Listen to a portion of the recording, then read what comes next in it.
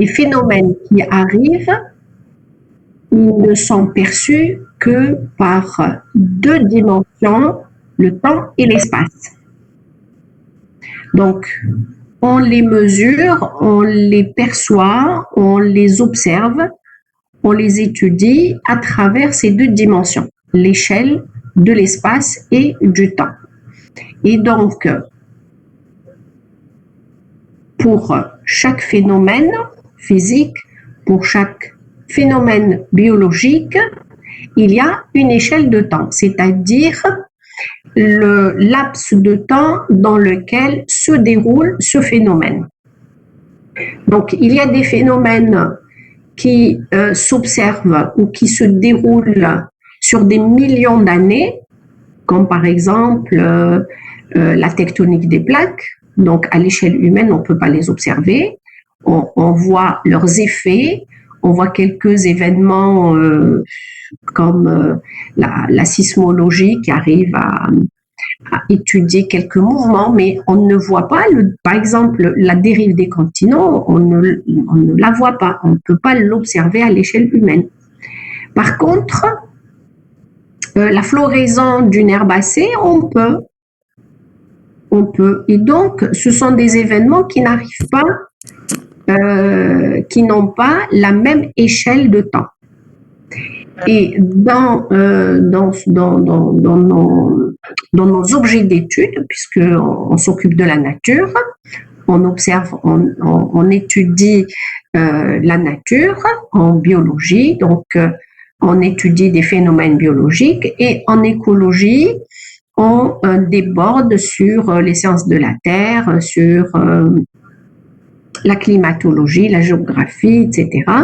Donc, on touche à des événements, à des phénomènes qui ont un pas de temps beaucoup plus important. Donc, il y a l'échelle des géologues, il y a l'échelle des climatologistes ou des paléo-environnementalistes, il y a l'échelle des biologistes qui sont différentes les unes des autres. C'est ça ce qui est résumé dans le tableau que je vous ai donné. Allô? Voilà, j'ai répondu à votre question. Allô, je peux parler? Oui, bien sûr. Comment? Je ne vois pas la diapo. Non, je n'ai pas fait. En fait, je réponds à la question de votre camarade qui n'était pas encore inscrite la semaine dernière. Voilà. Ah, d'accord.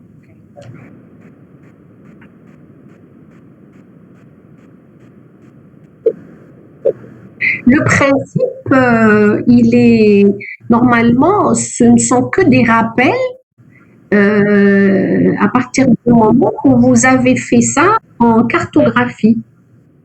En cartographie, on traite les échelles de perception. En cartographie, on met l'accent sur les échelles géographiques, c'est-à-dire spatiales. Et là, en paléo, qui dit paléo fait référence au temps, donc à l'histoire des événements, donc on a accès plutôt sur l'échelle temporelle. Voilà, donc je vais partager donc le fichier d'aujourd'hui.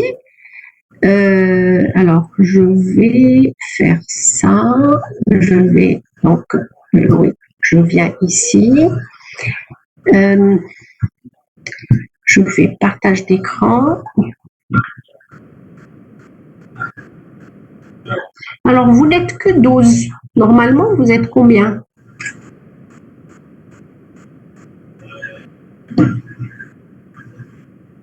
Est-ce que vous m'entendez? Oui.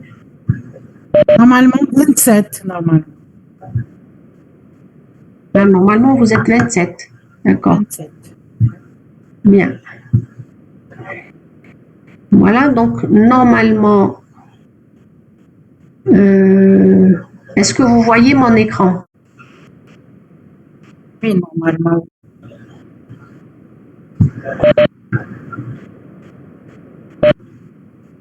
Bien. Donc là, je retourne au programme. Donc la dernière fois, on a vu l'introduction, on a vu les notions d'échelle. Et aujourd'hui, on va voir les méthodes d'étude des écosystèmes qui, en réalité, ne sont que des rappels. Et on va voir les méthodes de datation. Donc, on va commencer par les rappels que vous connaissez déjà, puisque vous avez fait donc normalement, même si vous n'avez pas fait la licence écologie, en tout cas pas tout le monde, vous avez quand même fait en deuxième année le module d'écologie. Vous avez fait d'autres modules, que ce soit en, je ne sais pas moi, en licence écologie, environnement ou dans d'autres licences du département écologie. Donc, comme de toute façon, tout ce qui concerne la biologie, son étude passe par l'observation. Le premier point, c'est donc la première méthode, si vous voulez. Le premier pas, c'est l'observation du phénomène, l'approche comparative, donc on peut comparer, on peut expérimenter et enfin, il y a la modélisation. Donc, l'observation, normalement, vous savez ce que c'est, l'observation. On observe un phénomène, on l'étudie de manière soit quantitative ou qualitative. Si on veut, par exemple, je ne sais pas moi, suivre la variation de la température, eh bien, on va mettre des mesureurs, des thermomètres, et on va dire, bon voilà, on va mesurer chaque heure ou 2 fois ou 3 fois par jour, etc., pendant un certain temps. On peut mesurer, enfin observer un phénomène un paramètre non quantitatif. Et donc, par exemple, je ne sais pas moi, la phénologie d'une plante, on va suivre donc sa période végétative, sa période de floraison, de fructification, etc. Donc, on peut faire des observations directes quand c'est possible. Des fois, ça n'est pas possible, donc on va suivre une approche comparative, c'est-à-dire qu'on va comparer le phénomène qu'on veut étudier en le rapprochant, le superposant à un autre qui est analogue ou semblable, et on fait donc une comparaison, on fait une approche comparative qui nous permet donc une étude ou une observation indirecte. Par exemple, vous connaissez les approches diachroniques et synchroniques.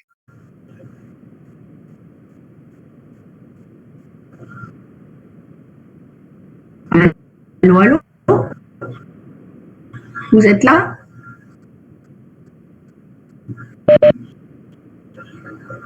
Est-ce que vous m'écoutez? Oui, on vous écoute. D'accord. Donc, en principe, vous connaissez les approches diachroniques et synchroniques. Est-ce que ça vous dit quelque chose ou pas du tout? Pas du tout. Ça vous dit rien?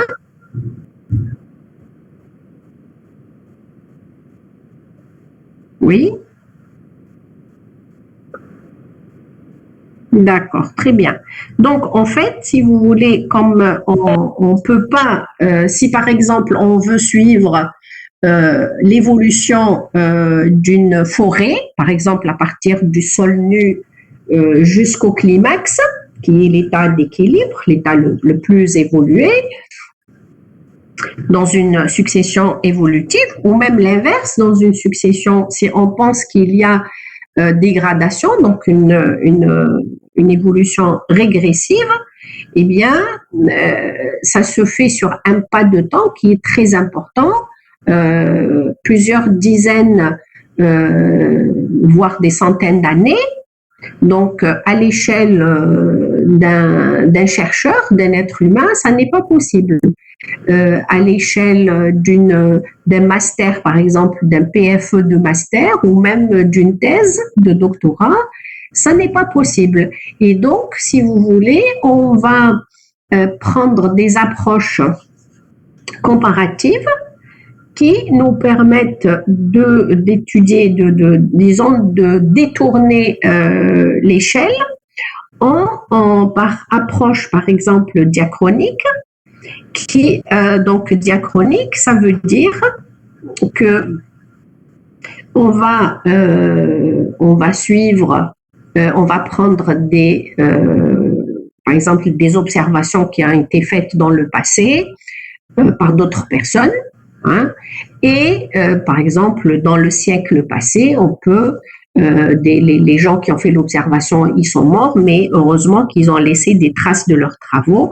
On peut reprendre leurs travaux, aller sur les mêmes zones et refaire les observations là où ils l'ont faites la première fois, et puis comparer. Ça s'appelle une étude diachronique.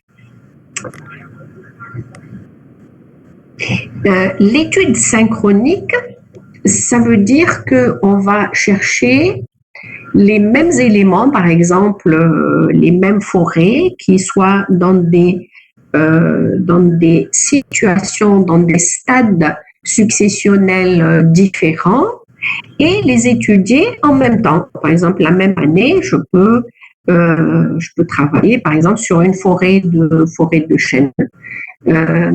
Ensuite, je vais chercher dans d'autres espaces des états de dégradation. Et donc, je vais dire que ici, ça devait être une forêt. Et en fait, la dégradation a fait que, ou d'autres paramètres, hein, ça peut être un feu naturel ou un feu provoqué, ça peut être la sécheresse, ça peut être un autre paramètre qui a fait qui a provoqué donc la régression. Et donc, il y a des éléments comme par exemple, ils font les phytosociologues. Les phytosociologues, ils peuvent dire sur la base donc d'associations, quand on décrit une association, on peut dire voilà les espèces qui sont caractéristiques de l'association, et avec ces espèces, il y a un ensemble d'espèces qui sont accompagnatrices, qui font partie du cortège des espèces qui dominent dans l'association. Eh bien, si on va, par exemple, observer sur terrain les espèces accompagnatrices sans trouver les espèces dominantes et qui forment l'association, on peut dire que c'est un état c'est une succession, c'est un état régressif de l'association en question, et on peut donc prévoir, on peut conclure, on peut émettre l'hypothèse que l'espèce dominante de l'association existait à cet endroit et qu'elle elle aurait disparu pour une raison ou une autre. Vous suivez?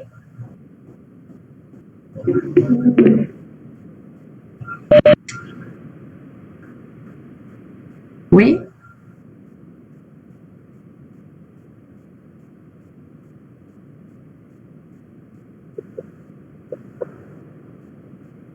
Un autre exemple. Bien, alors, est-ce que vous connaissez?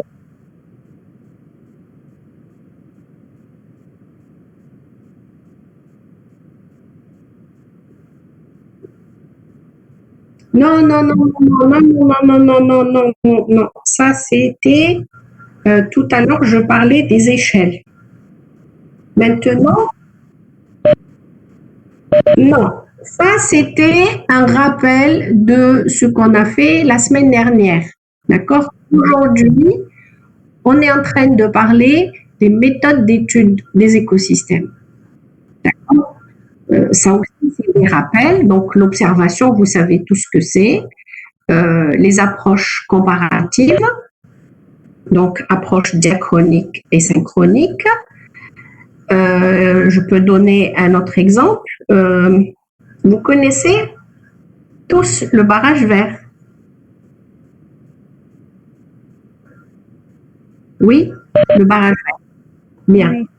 Alors, le barrage vert, donc, a été conçu pour, au départ, pour arrêter l'avancée du désert. Donc, on sait maintenant que même à l'époque, certains scientifiques le savaient, mais ils n'ont pas été écoutés. Donc, que le désert n'avance pas, mais que la désertification, elle se met en place à partir du moment où, dans un lieu, on surexploite ce territoire. Alors, quand il y a eu, par exemple, les premiers coups de pioche qui ont été donnés dans la région de Djelfa, les scientifiques se posaient la question suivante. On allait planter du pin d'Alep là où il y a de l'alpha. Certains scientifiques disaient que l'alpha est climatique et que si on plantait le pin d'Alep, il ne poussera pas, il ne pourra pas se développer parce que l'alpha est climatique. Climatique, ça veut dire quoi? Ça veut dire qu'elle est en équilibre avec le milieu. Ça veut dire que les conditions environnementales, les conditions du sol et du climat ne peuvent pas supporter une forêt, ne peuvent pas alimenter, nourrir une forêt. Tout ce que ça peut donner, c'est de l'alpha. Il y en avait d'autres qui pensaient l'inverse, que l'alpha n'est qu'un stade de dégradation de la forêt de pin d'Alep, dans la région de Djelfa. Alors, ces gens, comment ils le savent? C'est parce qu'ils ont étudié par la phytosociologie les associations et pensaient que pour certaines, celles par exemple de la classe saharien, on sait que l'alpha pousse sous le pin d'Alep, dans la forêt, par exemple, forêt de Senalba, etc. Donc, ça pousse sous le pin d'Alep. Donc, là où elle se trouve plus loin, sans le pin d'Alep, sans couverture forestière, ça voulait dire pour eux que c'est un stade de dégradation de la forêt. Voilà. Donc, ça, c'est le résultat d'une approche synchronique du problème. Vous voyez ce que je veux dire?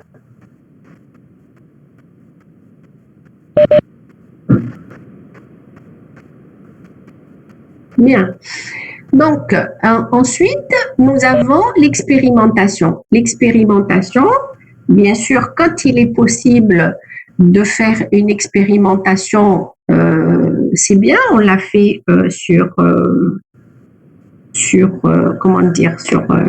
au laboratoire. Il y a d'autres expérimentations qui peuvent se faire sur le terrain. Bien sûr, pour ceux qui ont les moyens, dans d'autres pays, ils installent carrément des mesureurs, des laboratoires d'observation carrément sur le terrain, et ils font de l'expérience in situ. Donc, ça c'est pour l'expérimentation. Et puis, la modélisation, elle vient pour connaître le futur. Si on veut, par exemple, savoir qu'est-ce que deviendraient les forêts, par exemple,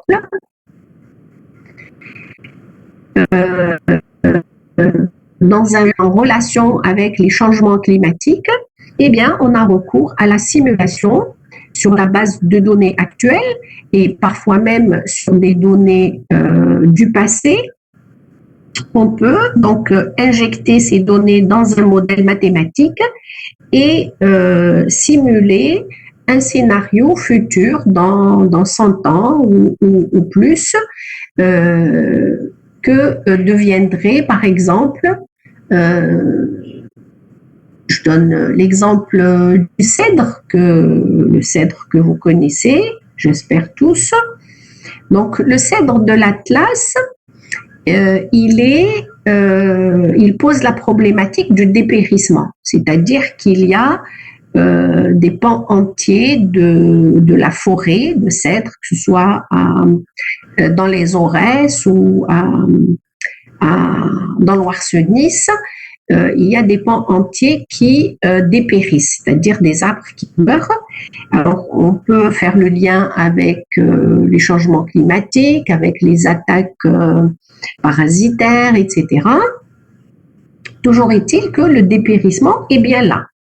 Donc, il est plus ou moins expliqué, mais dans le cadre des changements climatiques, dans le cadre en particulier du réchauffement, c'est-à-dire l'augmentation des températures, et comme vous le savez bien, le cèdre ne supporte pas, ou plutôt il exige un petit M, c'est-à-dire les températures minimales froides, c'est-à-dire en dessous de 0, au moins en hiver. Et donc, si les températures, si le petit M augmentait, le cèdre, ça serait défavorable pour sa croissance et pour ses germinations, etc. Et donc, il y a des modèles, donc des simulations qui sont faites sur la persistance du cèdre dans nos régions, dans nos montagnes, qui sont des moyennes montagnes, Loire-Senis, Chréa, même dans les Aurès. Donc, c'est des moyennes montagnes. Il y a peut-être le sommet du Durdura qu'on peut appeler haute montagne.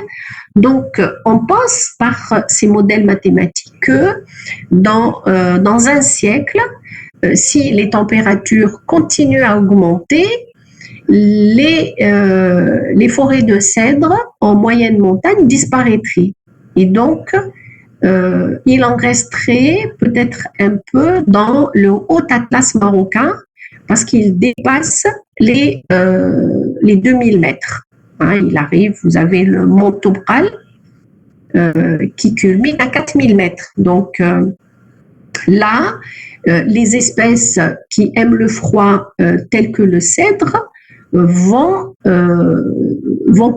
avoir une chance de résister, de vivre donc en haute montagne, si bien sûr les températures continuent à augmenter. Donc ça, c'est les résultats, si vous voulez, les scénarios qui sont établis, qui sont proposés par les modèles mathématiques. Alors, ces modèles, il faut savoir que c'est l'homme qui les fait, qui les alimente selon les données qu'il peut avoir, des données actuelles sur le climat, sur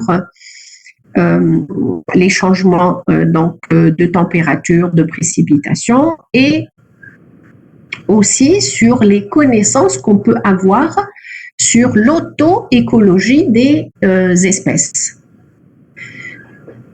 Voilà. Donc, Le dernier point qui peut être important, c'est donc le développement des technologies. Hein, au 19e siècle, ou même au début du 20e siècle, les anciens que vous connaissez, peut-être certains membres d'entre eux qui sont décédés, comme Gossen, comme Amberger. Vous connaissez tous le climagramme d'Amberger. Vous avez fait Bioclimato avec Monsieur Bourani. Ces auteurs-là, ils ont connu des moyens donc d'observation qui étaient minimes. Bien sûr, à notre époque, on a des moyens technologiques d'observation qui sont plus performants, et donc l'observation permet, les technologies qu'on a permettent de faire des observations plus pointues, plus importantes dans l'espace et dans le temps. Là, je cite quelques exemples. Par exemple, la télédétection spatiale qui permet des observations à grande échelle géographique. Et on a aussi ce qu'on appelle les submersibles qui vont donc explorer les fonds marins qu'on ne connaissait pas avant. Avant, on parlait, dans les années 80 même, on parlait de fentes abyssales, donc les abysses qui sont à plus de 10 000 mètres de profondeur.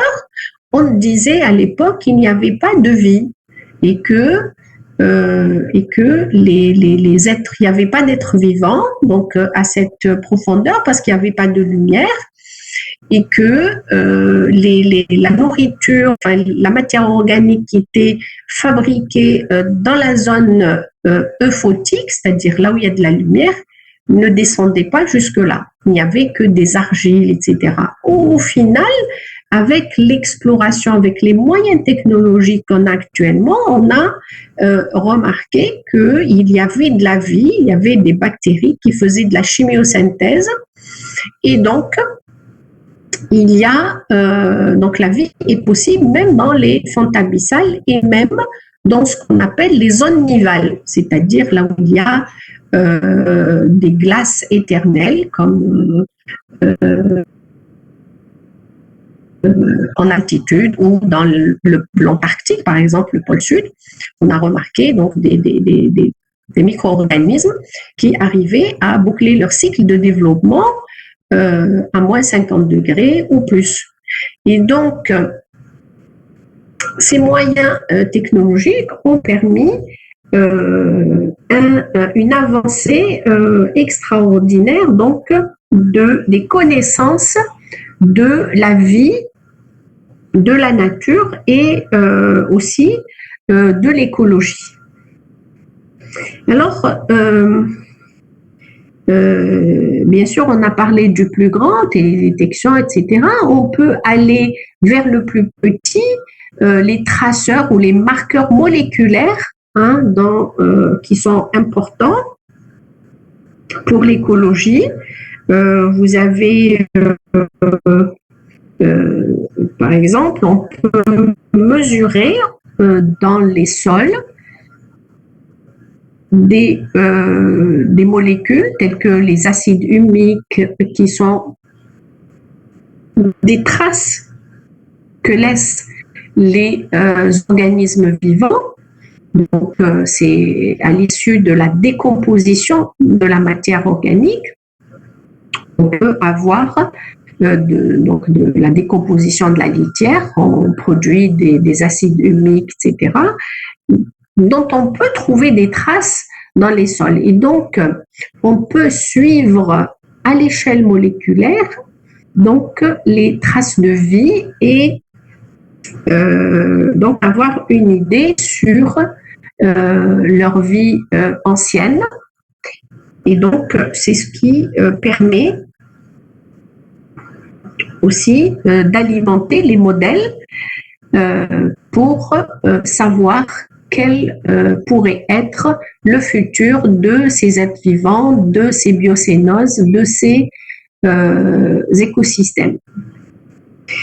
Voilà, donc ça c'est un petit tour sur ces méthodes d'études. Donc, si vous voulez, pourquoi je les évoque, c'est pour dire que la paléoécologie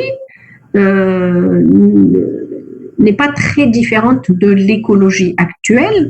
Elle utilise tout ce que lui permet l'écologie actuelle et la biologie en général dans l'étude des écosystèmes, des biocénoses, des populations anciennes qu'on ne voit plus, mais qui a laissé des traces, donc à l'échelle de la biocénose ou de la population ou des individus. Donc on peut aller chercher soit à l'échelle du moléculaire ou à l'échelle spatiale. Donc les traces de cette vie, de la dynamique de ces organismes, etc. Et forcément, ces êtres vivants, analogiquement, en les comparant à la connaissance des êtres vivants qui vivent actuellement, on peut, et connaissant leur auto-écologie, on peut savoir si dans le passé, quel était le milieu physico-chimique, c'est-à-dire l'environnement. Par exemple, c'est ce qui a fait penser de Lamarck et Cuvier et les autres, par exemple, en trouvant des hippopotames, des fossiles, des ossements d'hippopotames en Île-de-France, c'est-à-dire dans la région parisienne. On s'est dit, mais qu'est-ce qu'ils font ces ossements ici? C'est des animaux qui vivent en région tropicale. Et donc, ça a permis de tout de suite faire le lien avec l'environnement. Voilà, donc, est-ce que vous avez des questions?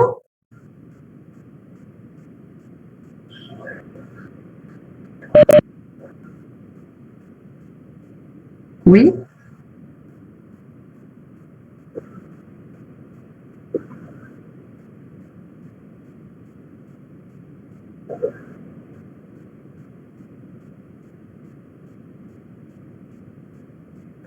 Oui, justement, c'est-à-dire que les premiers, quand ils sont tombés sur des hippopotames dans la région parisienne, ils se sont dit, mais qu'est-ce qu'ils font ici, ceux-là? Est-ce que ça veut dire que le climat était tropical autrefois? Mais alors, à quelle date il était tropical en Île-de-France? Et ce sont ces questionnements qui sont arrivés donc qui ont mené à l'hypothèse de la dérive des continents. C'est-à-dire que le continent européen n'était pas à la même latitude actuellement. Ce n'est pas le climat qui a changé, c'est les continents qui se sont déplacés.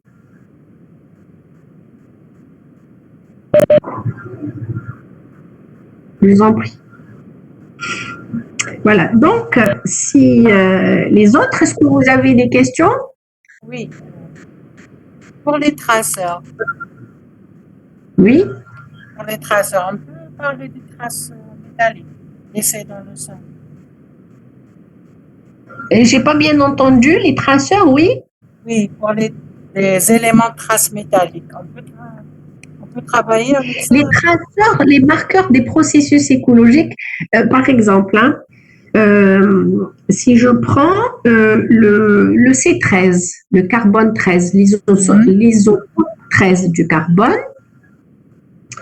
eh bien, on sait que, enfin, ça a été démontré, que les plantes, quand elles manquent d'eau, elles vont capter plus du C13. que du C12 ou du C14. En stress hydrique. Oui, dans la nature, dans l'air, il y a les 3 isotopes à des concentrations différentes, bien sûr.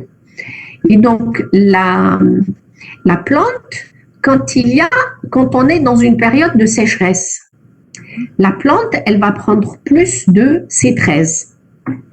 Et donc, sur des arbres qui vivent très longtemps, par exemple, je ne sais pas moi, vous prenez un olivier qui vit 500 ans, un pin qui vit 4000 ans, un cyprès qui vit 2000, 3000 ans.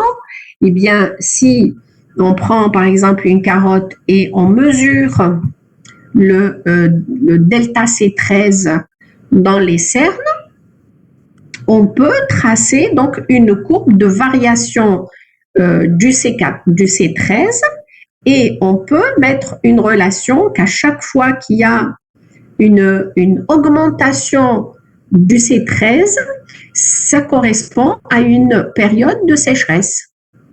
Et donc, on peut, comme ça, là où ça monte, on peut dire qu'il y a une période de sécheresse, et là où ça descend, on peut dire que ça, c'est une période humide.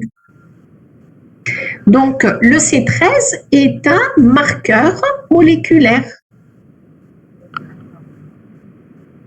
Vous comprenez? Oui, oui. On peut aussi, par exemple, trouver dans la nature, dans les sols, etc., même des fois sur des roches, les traces d'acides gras, des bactéries, des micro-algues, enfin des organismes unicellulaires. Ces acides gras permettent de remonter jusqu'au taxon, c'est-à-dire peut-être pas toujours jusqu'à l'espèce, mais on peut arriver au genre, etc. Et donc, ça permet de faire de la taxonomie sur des marqueurs moléculaires à partir d'acides gras, des bactéries, des micro-algues, des protozoaires, etc. Donc, c'est la nouvelle nomenclature. Oui.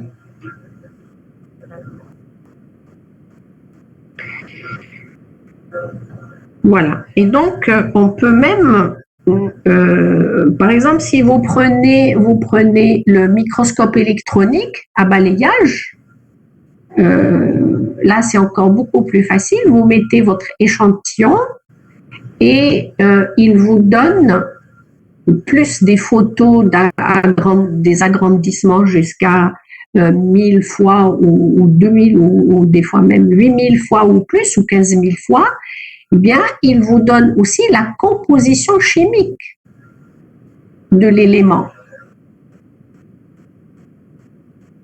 Et donc, ça permet donc des observations, des mesures qui sont pointues, qui sont intéressantes, qui peuvent donc qui relèvent de plusieurs disciplines à la fois, et donc ça permet des synthèses, des analyses et des synthèses des données qui est très très intéressante. Alors, bon, une fois tout ça dit,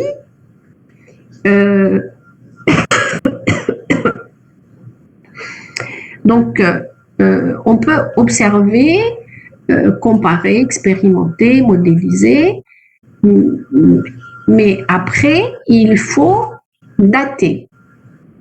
Il faut dater, si on est en paléoécologie, il faut dater le phénomène qu'on observe. Il faut, par exemple, on peut dire le C13 nous donne des variations entre des périodes humides et des périodes sèches, mais il ne nous dit pas à quelle date c'est arrivé. Et donc là, on va devoir chercher d'autres moyens, d'autres techniques de datation qui permettent donc de fixer une date, qu'elle soit relative ou absolue. Donc, ceci m'amène au chapitre suivant qui est les méthodes de datation. Donc, on a deux types de datation. On a ce qu'on appelle la chronologie relative ou méthode datation relative et datation absolue. Alors, qu'est-ce que ça veut dire?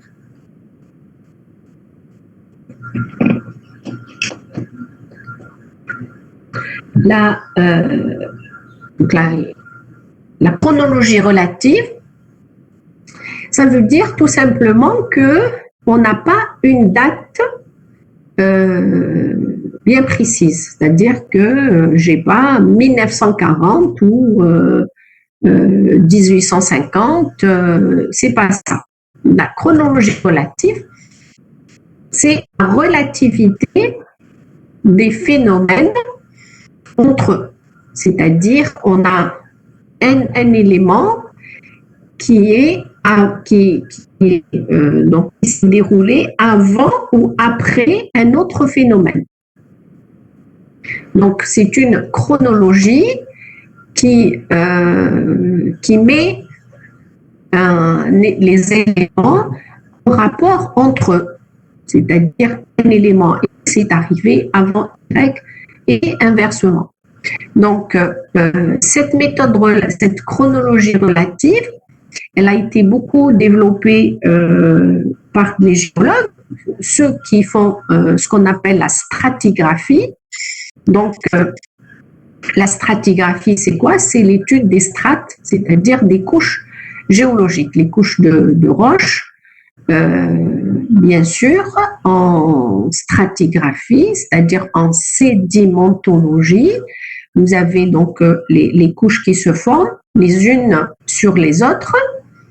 Et bien sûr, dans ce sens, on sait automatiquement que la plus ancienne, c'est celle qui se trouve au-dessous des autres couches. Donc, la couche suivante, elle est plus récente que celle qui est au-dessous. Donc, en principe, c'est comme ça.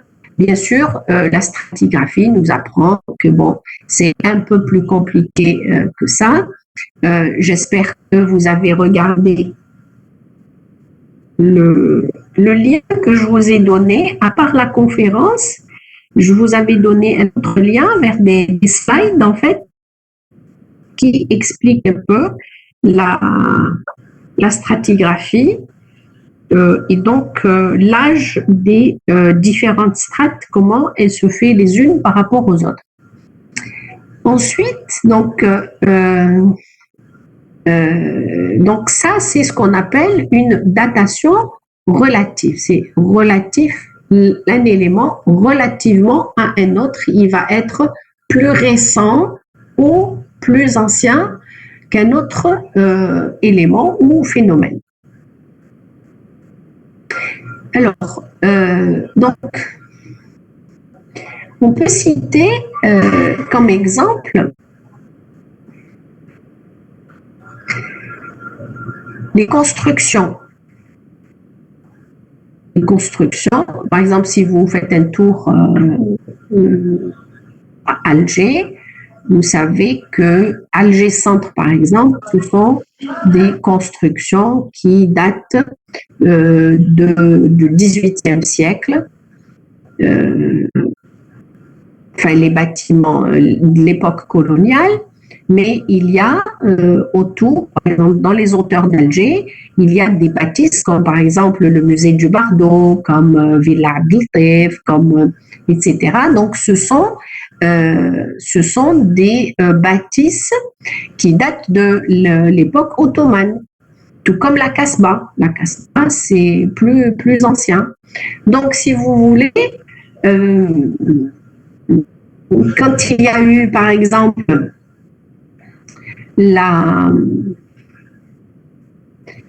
le projet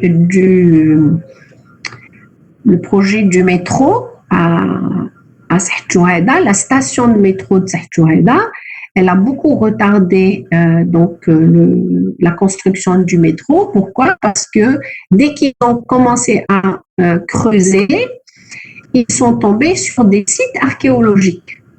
Et ces sites archéologiques, en fait, c'est quoi? C'est l'ancienne ville, c'est les anciennes constructions. Donc, ils ont trouvé en surface l'époque ottomane. Et puis, en creusant un peu, ils ont trouvé des restes de l'époque romaine. Et puis, en creusant encore plus bas, ils ont trouvé même des restes de l'époque byzantine. Alors, vous allez me dire, mais comment, qu'est-ce qui leur permet de dire romaine, etc. En fait, il y a beaucoup d'éléments, comme par exemple les monnaies, les pièces de monnaie. Quand vous vous baladez dans la station, peut-être que vous avez vu, ils ont pris les éléments, mais ils ont mis quand même des photos à chaque étage. Donc, quand vous descendez vers le métro en bas, vous allez dans chaque étage trouver une époque. Donc, en haut, c'est l'époque ottomane, après l'époque romaine, et plus bas, l'époque byzantine. En fait, ils ont la poterie, c'est-à-dire la vaisselle, les ustensiles de cuisine, etc., et les monnaies, les pièces de monnaie qui attestent donc et puis architecturalement, il y a aussi la façon de construire, donc les techniques architecturales qui sont chacune, donc qui ont l'empreinte d'une civilisation, d'une époque. Donc, si vous voulez, on n'a pas une date précise, c'est pas 1745, mais on sait que c'est l'époque romaine, donc c'est l'Antiquité, etc. Ensuite, vous avez d'autres éléments qui peuvent nous donner donc nous permettre une chronologie. Par exemple, les vendanges. Les vendanges, c'est quoi? C'est la récolte des produits agricoles et surtout, par exemple, pour le raisin. Vous savez qu'en Europe et même en Afrique du Nord, on faisait beaucoup de raisins pour produire du vin et du vinaigre, etc. Et donc, on tenait depuis plusieurs siècles, on tient des registres où il est mentionné, donc ces vendanges, les productions, la qualité, etc. Eh bien, quand il y a une bonne production, une année où il y a une bonne production, on la met en relation avec le climat. Donc, il y avait une bonne année, ça veut dire que c'était une année favorable du point de vue climatique. Et donc, si vous voulez, si on n'a pas les données météorologiques, puisque les données météo n'existent que depuis à peu près 2 siècles, et encore pas partout, c'est-à-dire les plus anciennes stations météorologiques où on a commencé à mesurer, donc à faire des relevés météorologiques, c'est-à-dire la plus ancienne, c'est à peine presque 200 ans. Et donc, si on veut aller plus loin dans le passé, ces 2 siècles, eh bien, on va chercher les données ailleurs. Donc, on n'a pas exactement des mesures quantitatives de la pluie, de la température, etc. Mais on sait que c'était une année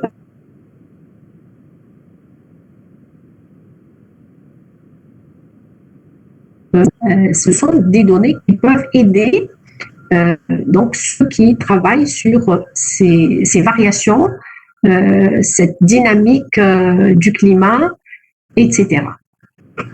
Voilà, donc les documents numismatiques, ce sont les pièces de monnaie On peut aussi avoir, on peut utiliser les habits. Hein, les habits, déjà à notre échelle,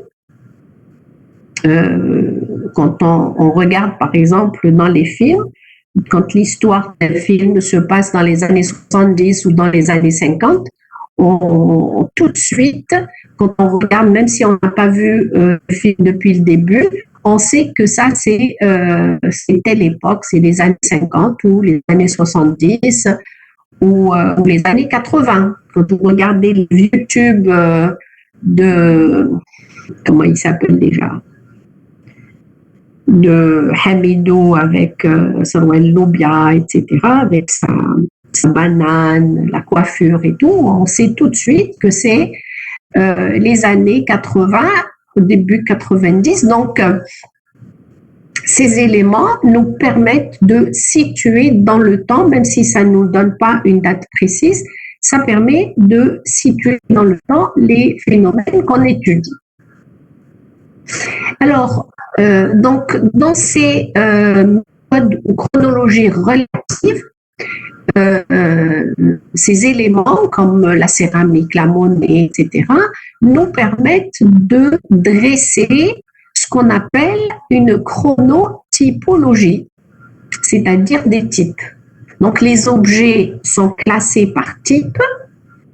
Par exemple, si vous prenez la monnaie, donc on avait une certaine façon de faire la monnaie au 19e siècle, au 18e siècle, au 17e, etc., en allant comme ça dans le passé, et ça permet d'avoir donc une chronotypologie. La céramique, la poterie, c'est pareil. Donc, depuis l'époque préhistorique, donc dès qu'on a commencé à utiliser, à fabriquer la poterie, eh bien, on a des types différents. On a des poteries qui sont lisses, on a des poteries qui sont ornementées, on a donc la forme, etc. Donc, il y a une typologie qui est faite de ces éléments et ça permet donc de dire ça c'est plus vieux que ça et ça c'est plus récent, etc. Et puis, vous avez aussi pour la préhistoire, pour l'âge de pierre, donc le paléolithique, le mésolithique et le néolithique. Donc ça, c'est l'âge de pierre qui est subdivisé en 3 parties. Donc, en fait, c'est une chronotypologie qui le donne, cette subdivision. Donc, on a, au départ, l'homme préhistorique a commencé à utiliser des pierres, des galets, hein, c'est-à-dire les utiliser telles quelles. Ensuite, il s'est mis à les tailler, à leur donner une forme qu'il voulait, la forme qu'il voulait lui. Et donc, on atterri vers des bifaces, ensuite les pointes de flèche, ensuite les pointes de flèche avec un pédoncule, etc. Et donc, on a une typologie, une chronotypologie du matériel lithique qui nous permet de dire que ça, c'est mieux que ça. Donc, paléolithique, c'est-à-dire l'âge de pierre ancien, ensuite méso, c'est-à-dire moyen, ensuite nouveau, donc le dernier âge de pierre. Et ça, c'est basé sur notamment la typologie du matériel lithique. Donc, si vous voulez, ces éléments qui donnent les chronotypologies ou qui sont chronotypés, c'est ce qu'on appelle des fossiles directeurs, c'est-à-dire qu'ils donnent un sens au temps. Ça, c'est plus ancien, ça, c'est plus récent, et donc ça donne une direction, on appelle ça des fossiles directeurs. Ensuite, donc, nous avons la chronologie absolue. La chronologie absolue, elle se base sur des repères absolus. Des dates. Par exemple, vous avez chez nous, par exemple, l'hégire. Hein, l'hégire, c'est donc un calendrier qui a commencé avec la migration du prophète. Pour l'ère chrétienne, c'est à la naissance du Christ, etc. Donc ça, ce sont des repères absolus. Donc quand on dit on est en 2021, c'est 2021 par rapport à la naissance du Christ. Donc c'est par rapport à un repère absolu. Et bien entendu, autrement, si on trouve un objet qu'on veut dater, eh bien, on va utiliser des méthodes, des techniques de laboratoire qui sont très coûteuses. C'est pour ça elles ne sont pas toujours utilisées. Il faut avoir les moyens de se payer des dates, par exemple les dates carbone 14 ou d'autres techniques. Donc, ces méthodes, donc on appelle des méthodes de datation de laboratoire, elles vont se baser sur des sciences physiques ou biologiques. Donc, on a la physique des particules. Donc, les particules, c'est quoi? C'est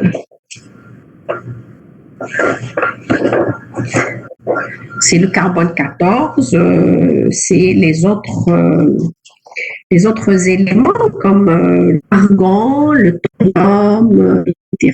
Et puis, on a aussi la thermoluminescence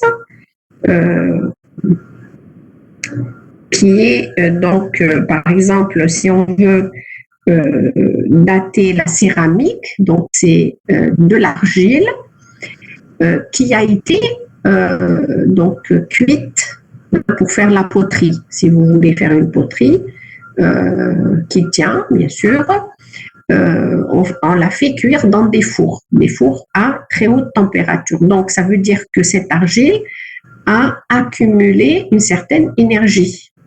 Et donc, la thermoluminescence, c'est une technique qui permet, à travers la restitution de cette énergie, première énergie qui a été utilisée pour la fabrication de la poterie, dans sa restitution, elle va pouvoir être mesurée et datée.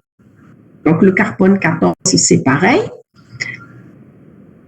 Et puis, donc, nous avons une autre méthode qui est la géophysique.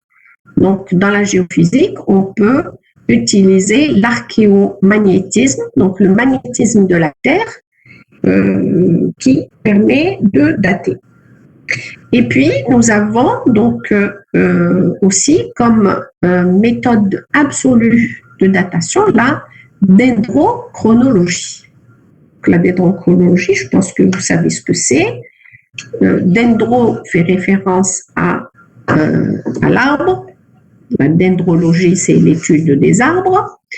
Et la dendrochronologie, c'est donc la discipline qui étudie les cernes sur la base des cernes de croissance. Donc, on met en relation le cerne avec la date de sa fabrication. Alors, dans ce tableau, vous avez plusieurs techniques. Alors, ces techniques, on va pas tous les discuter. C'est juste pour vous donner une idée. Donc, vous avez, je ne sais pas si vous arrivez à lire, vous avez à gauche ici, vous avez les années. Donc, ça part de 2000. On est en 2020, là, on est à 2000. Ensuite, ça va en arrière. Donc, dans le temps, donc 10 ans, 100 ans, 1000 ans, 10 000, 100 000, 1 million, 10 millions d'années. Donc, les domaines chronologiques, donc vous avez ici les techniques. donc la thermoluminescence, le radiocarbone, etc. Et puis, vous avez, donc, en colonne, vous avez les matériaux. Donc, il y a la céramique qui est faite à partir d'argile, les tuiles aussi, les briques sont construites à partir de l'argile. Puis, vous avez les foyers et les fours. Les foyers, c'est le canon, hein, comme chez nous, on l'appelle canon. Donc, c'est là où on met le feu, on met le bois ou le charbon pour faire le feu, pour cuisiner. C'est ce qu'on appelle le foyer.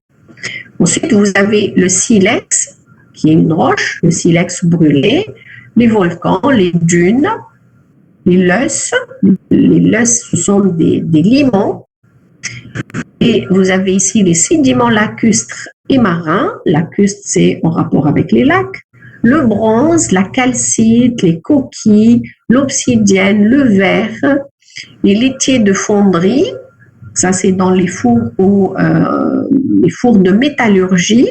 Quand on fait fondre un métal, par exemple le fer ou le cuivre ou l'argent ou l'or, etc., eh bien, le fond, on peut le dater pour savoir à quelle époque, par exemple, l'homme a commencé à utiliser les métaux.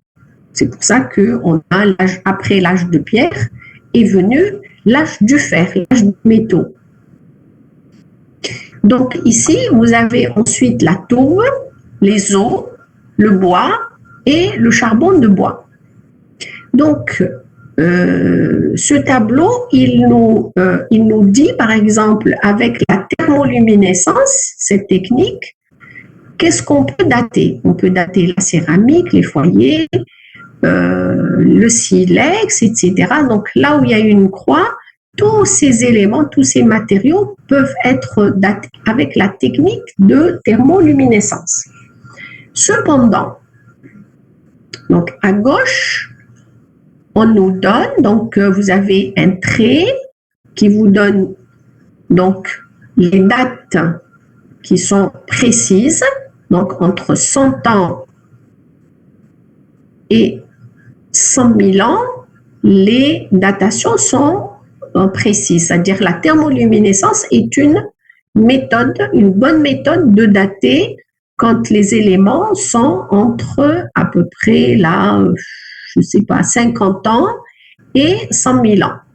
Mais plus proche de nous, plus récent que 100 ans et plus vieux que 100 000 ans, la technique devient incertaine. Donc, il y a des imprécisions dans la technique. Ensuite, vous avez le radiocarbone. Le radiocarbone, donc, qui permet de dater la céramique, les foyers, la calcite, la coquille, les tourbes, les os, le bois et le charbon de bois. Ça veut dire que tout ce qui contient du carbone peut être daté par la technique du radiocarbone, donc la spectrométrie de masse. Et là, en fait, on voit bien que à gauche, donc, on voit bien que la datation n'est précise que entre à peu près 100 ans et un peu plus que 10 000 ans. Voilà. Après, avant ou après cet intervalle, la méthode est imprécise. Voilà. Donc, ensuite, vous avez toutes les autres techniques. Bon, je ne vais pas en parler. Si ça vous intéresse, vous pouvez chercher sur Internet. Donc, toutes ces techniques, ce sont des techniques de laboratoire qui permettent de situer les événements ou l'objet qu'on date dans le temps avec des dates plus ou moins précises. Et donc, le radiocarbone, on va essayer de voir, bon, pas le radiocarbone, mais la dendrochronologie. Donc, l'autre méthode, méthode de datation absolue, la dendrochronologie, elle consiste en quoi? Bien, vous avez donc cette planche qui est donc que j'ai tirée d'un bouquin sur les datations. Donc, c'est l'œuvre du laboratoire de chronoécologie du CNRS français. Donc, c'est un labo français. Alors, vous avez donc en haut 3 carottes. Donc, ce sont les carottes, c'est quoi? Ce sont des prélèvements de bois dans les arbres qu'on fait avec un carotteur. Donc, on peut, que ce soit des arbres vivants ou même du bois mort. C'est-à-dire, on peut par exemple dater une maison, une vieille maison qui est construite en bois. On peut donc, si on veut savoir quel est son âge, on peut donc mesurer. Ça, c'est très important en France. Ils sont bien avancés parce qu'ils ont beaucoup de vieilles constructions et ils ont des châteaux, des églises, etc., des manoirs, des machins qui sont donc classés pour les classer au patrimoine, patrimoine historique de la France. Eh bien, on a besoin de les expertiser. Et donc, on va regarder pour les dater. Bien sûr, il y a le modèle architectural, etc. Mais il y a aussi le bois qui est utilisé dans les piliers, dans les poutres, dans les toits, etc. Il peut être daté et on peut savoir à quelle époque. Donc, en datant par dendrochronologie le bois, on peut savoir à quelle époque, à partir de laquelle, si on trouve par exemple un bois qui date du 15e siècle, on peut dire que cette maison a été construite après le 15e siècle. Donc, ça, c'est une méthode de datation. Donc ici, comment on va détailler un peu cette méthode, parce que bon, on est des biologistes et que c'est intéressant de savoir l'utiliser. Donc, on part dans la première carotte ici, à droite, la plus haute. On a l'année 99. Ça veut dire quoi? Ça veut dire que vous avez ici un petit bout noir qui montre que c'est l'écorce. Donc, vous avez l'écorce 1991. Donc, sous les... il y a l'année normalement 91. Ensuite, vous avez l'année 90. Et comme ça, on compte, on revient en arrière dans le temps. Après, donc ça, c'est sur un arbre. Vous voyez, là, c'est écrit un arbre. Donc, ça veut dire que ça, c'est un arbre vivant qui a été carotté en 91. Et on sait, donc, le premier cerne, il date de l'année 91. Et on revient en arrière, cerne par cerne. Et on arrive donc à 1931. Ensuite, qu'est-ce qu'on fait? On va chercher des bois, des échantillons de bois dans des vieilles maisons, etc. Et on va les superposer d'abord avec la première carotte et on va essayer de voir des repères, c'est-à-dire des séries qui se ressemblent. Donc là, par exemple, on a un cerne très large qui existe là aussi, avec avant lui une série de cernes plus ou moins minces. Donc, de proche en proche, comme ça, on trouve la séquence sur les deux. Donc, on les superpose et on peut savoir que, par exemple, l'année 1931, qui est là, elle va se retrouver ici sur la deuxième carotte. Et donc, on a daté ce cerne 1931. Ensuite, on commence à compter, à donner une date à chaque cerne jusqu'au bout de cette carotte. qui est prélevé sur une poutre. C'est-à-dire qu'on n'est pas obligé d'avoir ici l'écorce, parce que quand un menuisier, un ébénisterie, un constructeur, il va certainement enlever l'écorce. Il ne garde que le bois pour fabriquer les poutres dans les maisons. Et pareil, donc pour une planche, on va retrouver encore une autre séquence qui nous permet de superposer la poutre et la planche.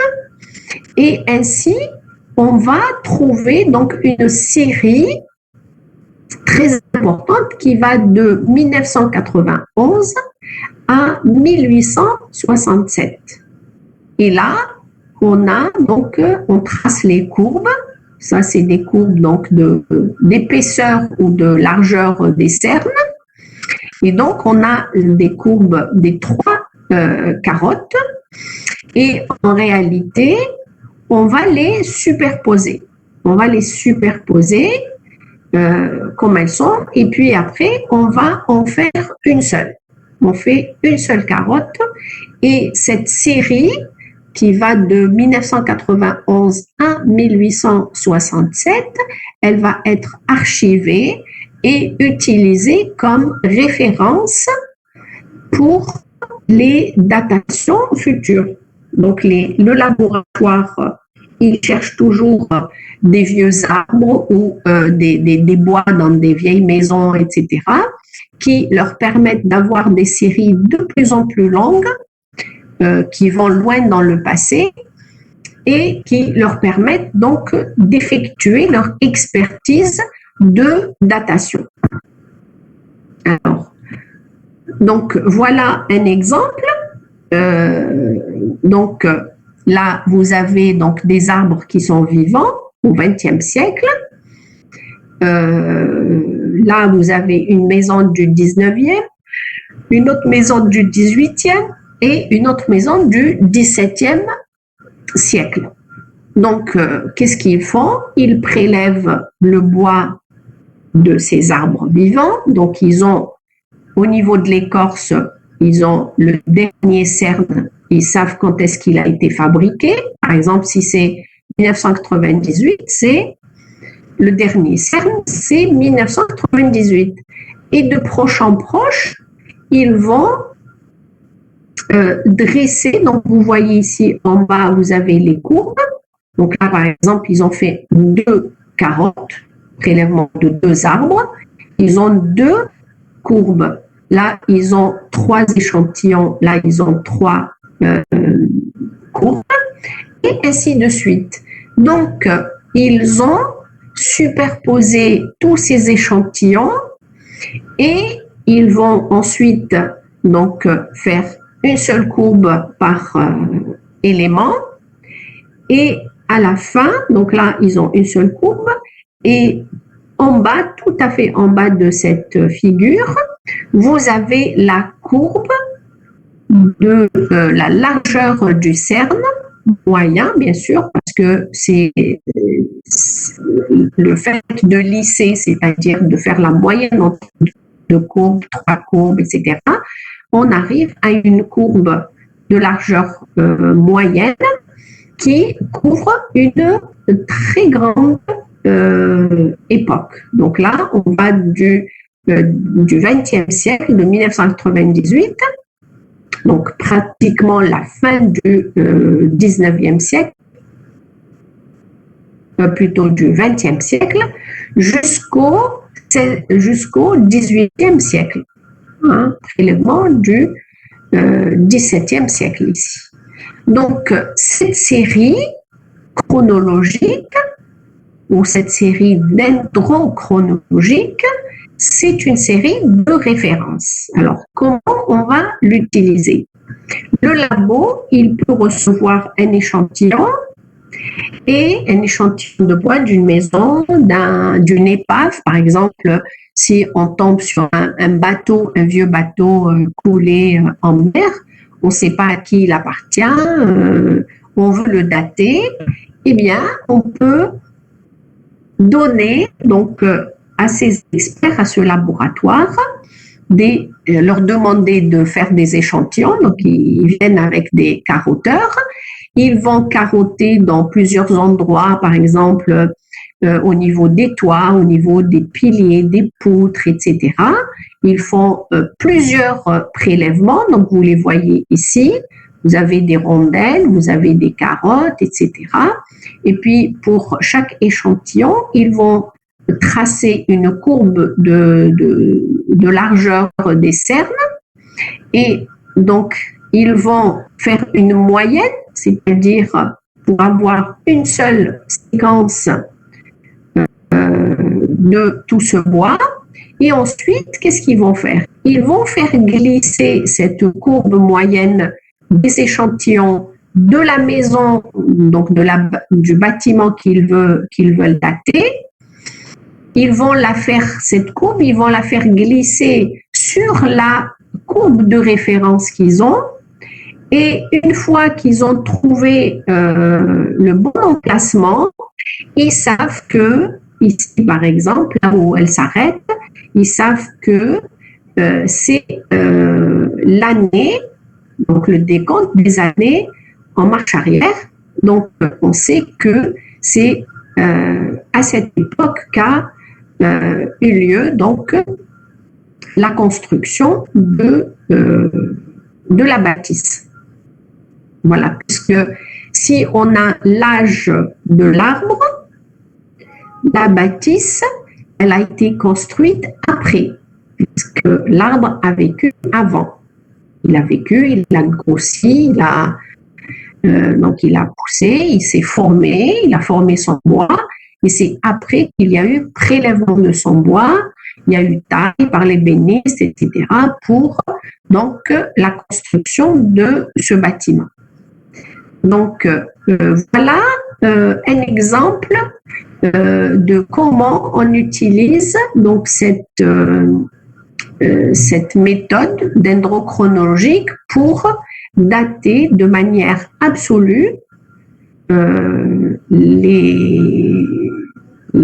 d'utiliser donc la dendrochronologie dans la datation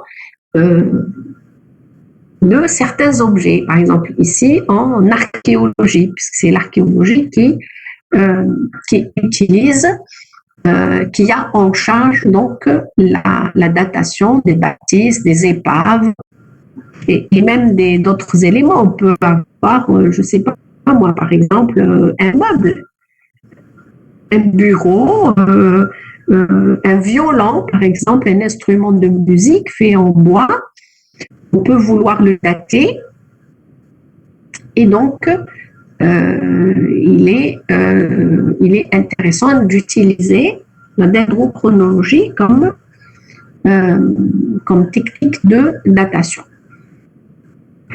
Ensuite, donc ça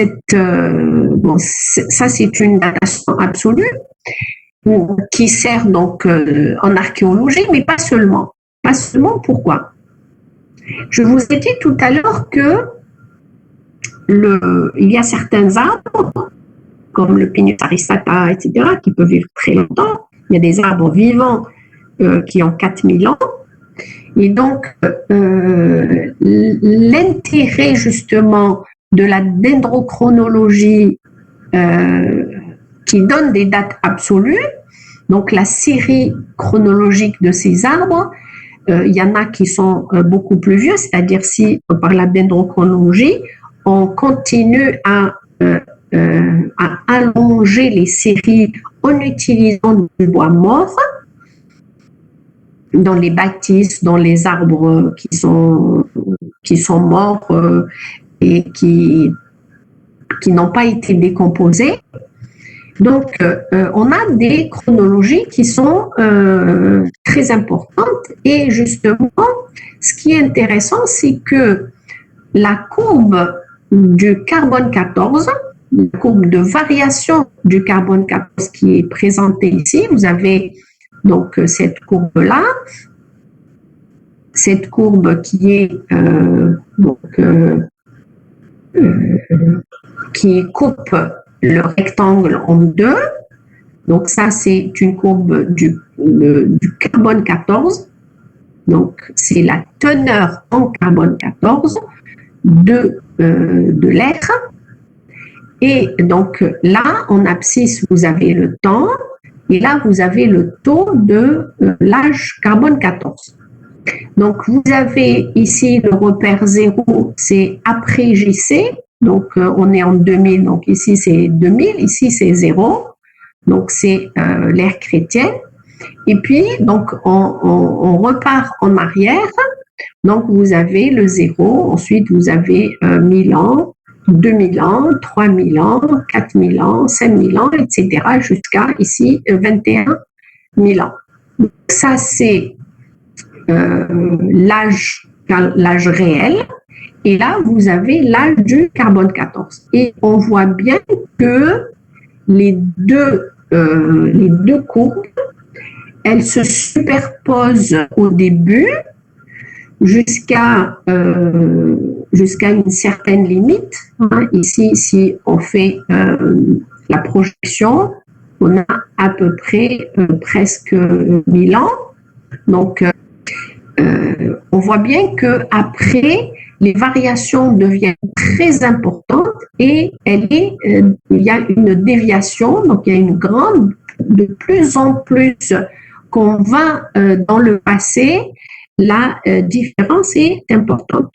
Et donc, c'est la dendrochronologie qui vient calibrer ou corriger les dates carbone 14.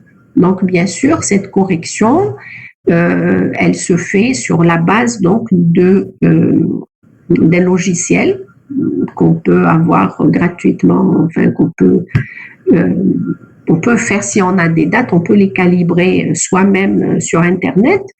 Donc, il y a plusieurs en fait logiciels qui le font selon les laboratoires. Il n'y en a pas beaucoup des laboratoires qui font les datations carbone 14, les mesures de carbone 14. C'est pour ça d'ailleurs que c'est très cher.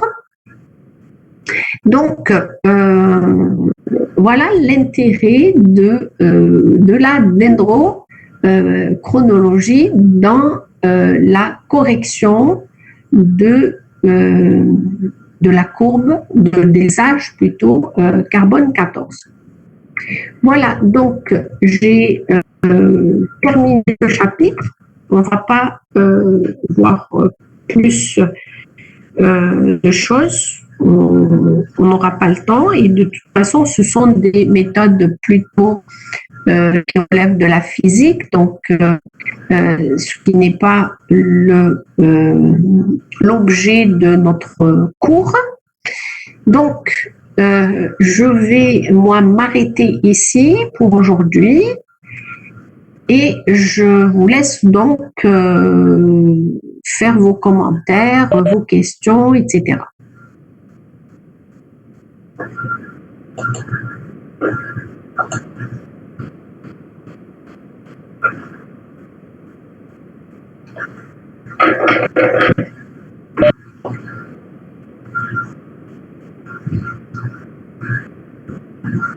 Alors?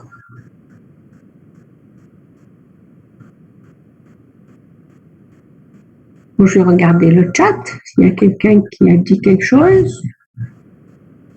Non?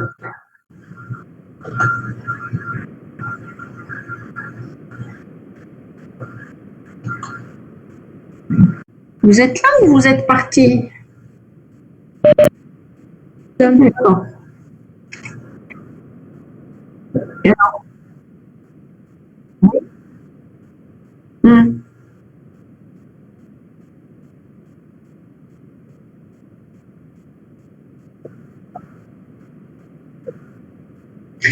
Oui, alors on a mesuré le carbone.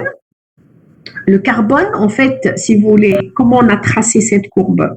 C'est la teneur en carbone 14 dans l'atmosphère.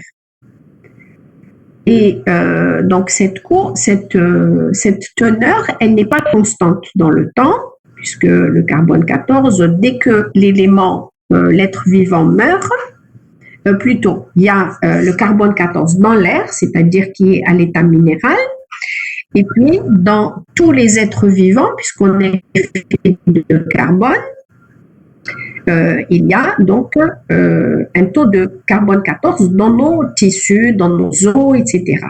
Une fois que l'être vivant meurt, le carbone 14 commence à diminuer. Et donc, on peut avoir deux courbes différentes. Et on ne peut pas s'arrêter là puisque cette différence n'est pas, comment dire, elle n'est pas constante, cette variation. Cette différence n'est pas constante entre les deux courbes. Et donc, on est obligé de la corriger, c'est-à-dire l'âge du carbone. L'âge du carbone est basé sur le taux de carbone 14 qui se trouve dans l'élément qu'on veut dater. Par exemple, les ossements, par exemple, le carbone, par exemple, les charbons de bois qu'on va trouver, si on trouve, par exemple, je ne sais pas moi, du chêne ou du cèdre, par exemple, dans le Hogar, on va se dire, ah, il y avait du cèdre dans le Hogar en plein désert, et ben, on sera tenté de dater pour savoir à quelle époque il aurait existé. Et donc, on va mesurer le carbone qui se trouve dans ce charbon et cette teneur de carbone 14, elle est liée au temps qui s'est écoulé entre le moment où on l'a trouvé, où on va faire la mesure, et le temps où, à l'époque où l'organisme est mort. Celui qui a donné ce charbon. Par exemple, si c'est un arbre, par exemple. Un arbre, donc le bois, donc un arbre était vivant, hein, il concentrait le carbone 14 dans ses tissus, dans son bois. Ensuite, il a été brûlé. Ensuite, donc, il est resté sous forme de charbon pendant un certain nombre d'années. Et ensuite, on est venu, nous, par exemple, un écologue ou un paléoécologue ou un anthracologue, précisément celui qui étudie les charbons, il va prendre ce fragment de charbon et il va le dater. Donc, la teneur en carbone de cet élément, depuis qu'il est mort jusqu'à l'époque où il a été mesuré, donc il y a un certain temps qui s'est écoulé, c'est ce que nous donne la courbe des âges du carbone. Et quand on veut la comparer pour lui donner un âge calendaire, eh bien, on a remarqué qu'il y avait une différence importante, comme le montre la courbe, il y a une déviation. Donc, il y a les deux courbes se superposent au début et après, elles deviennent très différentes. Et donc, pour pallier à ce problème de déviation, on utilise le carbone 14 en dendrochronologie. Mais comment? C'est-à-dire qu'on a la courbe du carbone 14 des cernes et on a l'âge des cernes qui est évalué par la dendrochronologie. Ce que je vous disais tout à l'heure, on a un cerne et à côté, on a l'année de sa fabrication. Donc, on prend, par exemple, si on prend le cerne de, je ne sais pas moi, de 10 000 ans, à côté, on sait que c'est à telle date qu'il a été fabriqué, mais à côté, quand on va utiliser ce cerne pour le dater au carbone 14, on aura peut-être une date qui ne sera pas égale à 1000, qui sera égale à 900 ou à 1300, etc. Et donc, on sait qu'il y a une différence. Mais cette différence, avec la dendrochronologie, on l'a mesurée, puisqu'on peut avoir la différence. D'accord?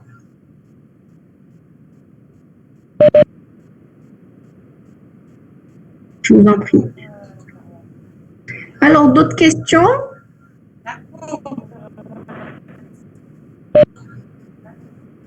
J'entends pas. Est-ce que quelqu'un est en train de poser une question?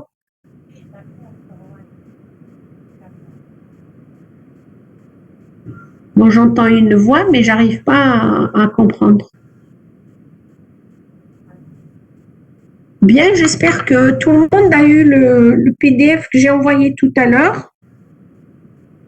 Donc, si vous n'avez pas de questions, je vous dis au revoir et à la semaine prochaine.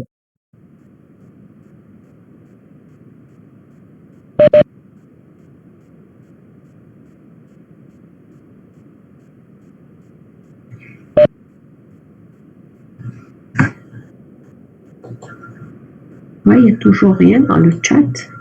Bon. Ok. Je crois que les gens se sont branchés et ils sont partis ailleurs. Non, madame, on est là. Allô? Oui, oui. Non, madame, on est là. Oui, on est là. On est là. Pardon. Oui. Pardon, je voulais dire. Je voulais dire l'utiliser au labo actuellement. Tous les labos, c'est-à-dire c'est des méthodes, des techniques, notamment en physique des particules. Donc, on a des spectromètres qui vont ou des machines qui mesurent la thermoluminescence, qui mesurent les éléments radioactifs tels que le carbone, le thorium, le cerium, etc. Enfin, il y a beaucoup d'éléments minéraux qui sont des isotopes d'éléments minéraux qui sont datés, qui sont radioactifs, qui sont datés par spectrométrie. On a vu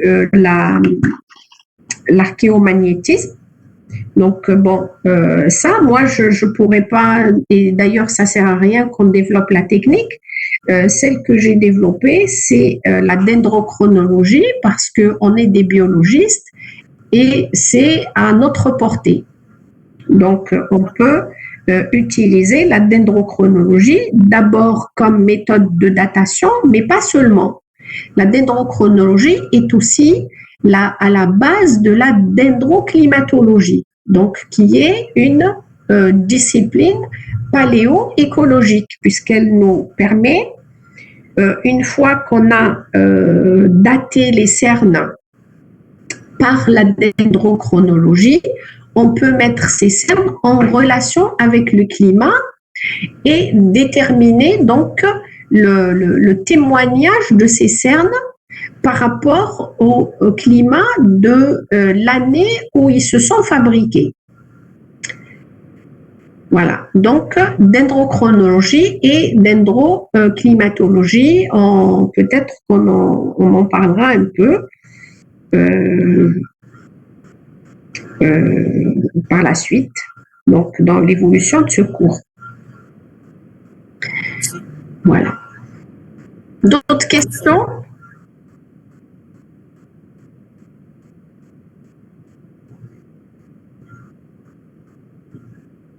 Bien, alors écoutez, j'ai reçu quelques comptes rendus de la conférence que je vous ai demandé de voir. Donc, comme il y a des nouveaux aujourd'hui, vous avez le lien dans le PDF.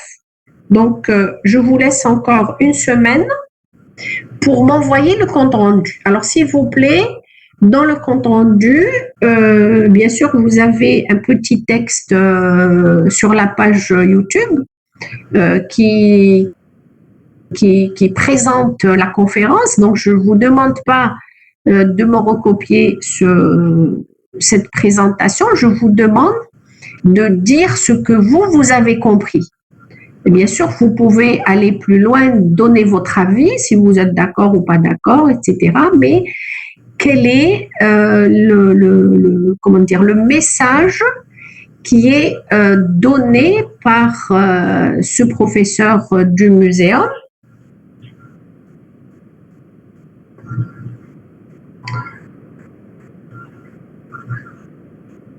40 secondes.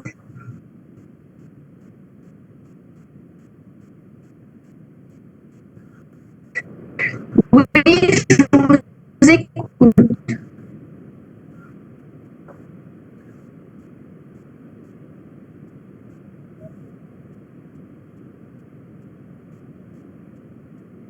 Oui. Votre opinion, soit votre opinion, ou alors vous dites ce que vous avez compris. Bon,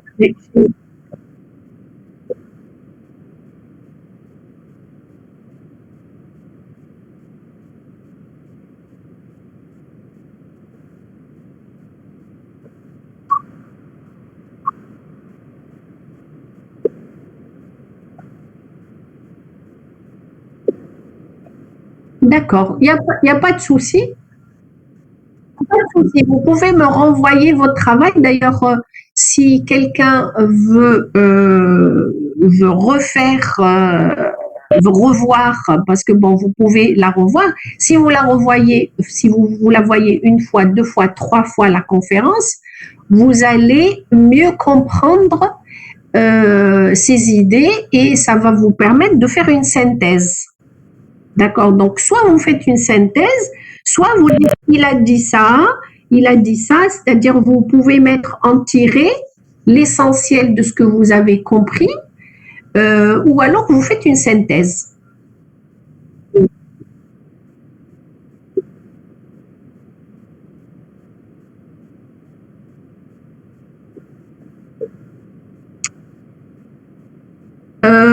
Moi, je préfère pas. Je préfère pas parce que après, je ne m'en sortirai pas dans la lecture. Voilà. Je préfère que vous fassiez l'effort de faire une synthèse. Bien sûr, une synthèse, c'est plus intéressant que de mettre en tiré ce qu'il a dit. Donc, si vous voulez, vous, quand vous regardez la conférence, vous avez votre cahier à côté de vous, une feuille, vous mettez ce qui vous paraît important. Vous notez en tiré et après, donc sur la page que vous m'envoyez, vous faites une synthèse. Donc, ok, merci.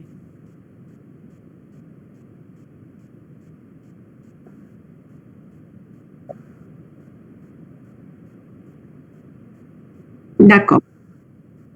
D'accord. On La peut, même chose. si jamais dans le futur on a un peu de temps, on peut discuter selon vos analyses, on peut discuter donc le contenu de cette conférence. Voilà. Ok, Je vous en mais prie. compris comment faire le travail. Donc, Très bien. Donc vous pouvez tous moi, le faire. j'ai En tout cas, moi, j'ai ce que j'ai, je l'ai mis en archive. Et vous pouvez, si vous voulez, vous pouvez refaire. Mais alors, écoutez, s'il vous plaît, quand vous envoyez, mettez dans le titre du fichier votre nom. Vous mettez CR, compte rendu, CR, d'accord? CR, conf, Weaver, d'accord? Et votre nom. Même si vous êtes en binôme, vous mettez les deux noms. Comme ça, moi, je ne vais pas me retrouver parce que là, vous étiez trois ou quatre à m'envoyer. Eh bien, j'ai dû renommer chaque fichier. Donc ça me demande du travail. J'aimerais bien que dorénavant, vous vous mettez à la place de celui qui reçoit votre courrier. Imaginez que vous envoyez une enveloppe, une lettre à une administration ou autre et vous mettez le nom de l'administration. C'est pas normal. Vous mettez votre nom sur le fichier, comme ça, j'ai pas à le renommer. D'accord? ok. Si vous voulez, comme vous diminue le travail à corriger, on peut même vous mettre en binôme. Oui, c'est-à-dire que de préférence, chacun fait son travail tout seul. Mais si vous voulez le faire en binôme, ça ne me dérange pas, mais pas plus de deux. Oui, c'est vis-à-vis à vous pour les corrections. Voilà. Pas plus de deux personnes. D'accord, merci. Voilà. Est-ce que vous avez d'autres questions?